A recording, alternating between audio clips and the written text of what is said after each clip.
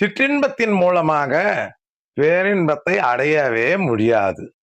ஏனென்றால் ஒரு மனிதனுடைய விந்து மூலாதார சக்கரத்திற்கு மேல் நோக்கி போகும்போது அவன் ஞானத்தை அடைகிறான், பேரின்பத்தை அடைகிறான்.